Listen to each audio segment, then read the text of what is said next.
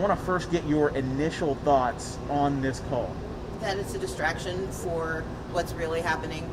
Donald Trump is the past. We need to focus on the future, and that means electing Raphael Warnock and Jon Ossoff so that we have a U.S. Senate that will actually stand up for Georgians and stand up for the rule of law and for the future of our state. Were there any red flags that stood out to you in this call? Experts, legal experts are saying that there's some criminal wrongdoing going on here. There's a moral standard that's falling. What do you make of all of those allegations? The average person understands that this is a last attempt to stay in power. But the real issue is who's going to look out for Georgia families, who's going to ensure that we have COVID relief, that we have jobs, that we have a real recovery. And that's why the Senate race is much more important than anything else. This Senate race will decide whether or not President-elect Joe Biden has a partner in the U.S. Senate. And we need those partners to be Jon Ossoff and Raphael Warnock. You were name-checked in this phone call. Specifically, the president said he beat you when he ran with Governor Brian Kemp, and what you did to this state was unbelievable. I wanted to give you a chance to respond to that since the president name-checked you directly. My mission has always been to ensure that every eligible voter has a chance to cast their vote. And it is always a sad moment in America when any elected leader decries the ability of eligible voters to be a part of our nation's future. And that is why it's so important that everyone turn out and vote on Tuesday, January 5th from 7 a.m. to 7 p.m. and to stay in line if they're there by 7 p.m. We've already seen more than 3 million Georgians cast their ballot, either in person early or sending their ballot in through the mail. What's left for tomorrow? Well, we are seeing record turnout in this state, and we are extraordinarily excited, in particular about the 112,000 voters who didn't vote in November but are voting now. Those voters are disproportionately people of color, disproportionately young, and they signal that people understand what's at stake. We are being expected to survive. If you are a struggling family, you're expected to survive on $600 per person for the entirety of the remainder of this pandemic. And the reality is we need leaders. We need men and women of good conscience in the U.S. Senate, and we need 2 men from Georgia to join them. We know that Kelly Loeffler and David Perdue basically profiteered while families in Georgia were struggling. Kelly Loeffler refused to stand up for our military families and vote for their pay raises. We need new leadership. We need fresh leadership. We need good character, and that means we need Jon Ossoff and Raphael Warnock. Some would claim character was tested yesterday in that phone call the president had with the Secretary of State's office. Do you think that call, the implications of it, could have a role in turnout tomorrow? It is tempting to try to use moments in our history to predict the future. And what we've learned in the last 4 years is there's almost no correlation. But what we can do is control our own behavior. And that's why I'm encouraging every single voter who wants to see change, who wants to see COVID relief, who wants jobs, who wants justice, who wants health care, to get out and vote tomorrow. We've already made a really strong start, but we need to bring it home strong. And that means turning out and voting across the state of Georgia tomorrow from 7 a.m. to 7 p.m. And if you have any questions, go to peachvote.com.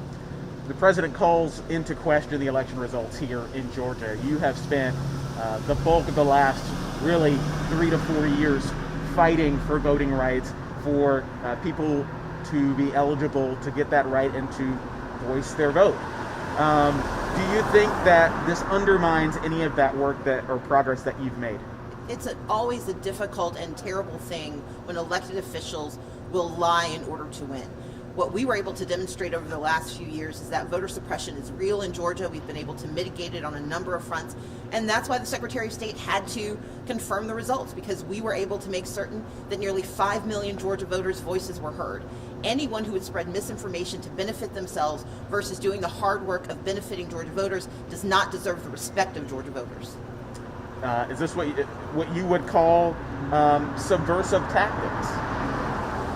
I wouldn't say that anything that's happening right now in D.C. is tactical. I think it's instinctive and reactive, and that is why our reaction has to be to ignore those distractions, get to the polls, make certain we vote for Jon Ossoff and Raphael Warnock, and that we give Joe Biden real partners in the U.S. Senate. So, especially with, the who's who has been coming to Georgia. We've had the vice president-elect come here. We've got the vice president and the president coming to Georgia today. I believe the president-elect himself was set to visit Georgia at some point today. What gets lost, do you think, in all of that messaging? You call it a distraction, this phone call, but I mean, at the root of it, this is trying to, call into question the election results that were certified by the Secretary of State's office, that the Electoral College did uphold. What gets lost in the messaging here? Because people are paying attention to this. Georgia has the most certified election, I believe, in modern history. We've had 2 recounts, we've had 2 audits, we've had the Electoral College convene, I was there, and we know what the truth is. The truth is that Joe Biden will become the President of the United States in 16 days. And tomorrow we have a chance to make certain that he has partnership with the U.S. Senate and the U.S. House to ensure that the change we need, that the relief we need, that the recovery we need is available. And right now we know that Kelly Loeffler and David Perdue have fiddled while families suffered. They've profited while families struggled, and they've done nothing to deliver relief to Georgians. In fact, they stalled relief for 9 months. Now is the time. And so there's nothing that's getting lost, because I think Georgia families understand that their futures are at stake, that their futures are in question if they don't get new leadership and new representation. And that's why Raphael Warnock and Jon Ossoff are the men for the job, are the senators for this job, and they are called for this time. Do you think these revelations prompt more people to get out and vote? I'm not certain how people are internalizing it, because I think a lot of folks are focused on whether or not they can make ends meet. They've got to pay rent. They've got to buy groceries. We've got 400,000 Georgians who are jobless. We've had more than 4.1 million jobless claims. We have 161,000 Georgians who face eviction if there isn't a permanent solution to COVID relief challenges. We know that military families barely got the money they needed, but our law enforcement, our firefighters, our teachers, everyone in the municipal and county levels did not get a single dime in that last package because Kelly Loeffler and David Perdue refused to fight for our communities. They are focused on their lives, and I'm focused on their lives with them, because I know that the future is now and that we can win if we show up on Tuesday.